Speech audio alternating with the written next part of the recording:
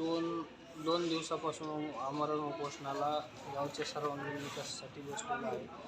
जवळपास आज तिसरा दिवस आहे व माझी तब्येत पूर्णपणे खालावलेली आहे, परंतु प्रशासनाला कुठल्याही प्रकारची देणी दिसत नाही. त्यामुळे केस तहसीलदार यांनी लवकर मागण्या मान्य करून माझ्या उपोषण थांबवावं एवढी विनंती करतो. कारण मी मेलो तर जिम्मेदार तहसीलदार, BDO, बांधकाम विभाग यांना जिम्मेदार राहावं लागेल, याची त्यांनी दक्षता घ्यावी.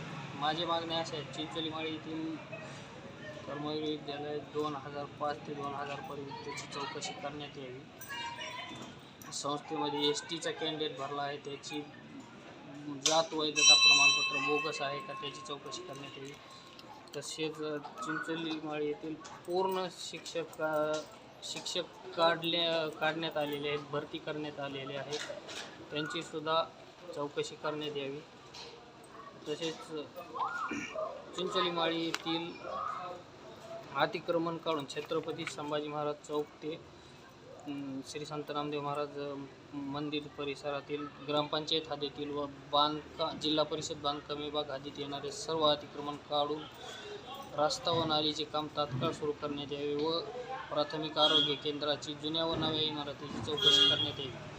तसेच चिंचोलीमाळी येथील चिंचोलीमाळी ते हातगाव रोडचे काम तात्काळ सुरू करण्यात यावे. तसेच मौजे चिंचोलीमाळी येथील उपसरपंच धीरज वनवे यांनी जलजीवन मिशन योजनेअंतर्गत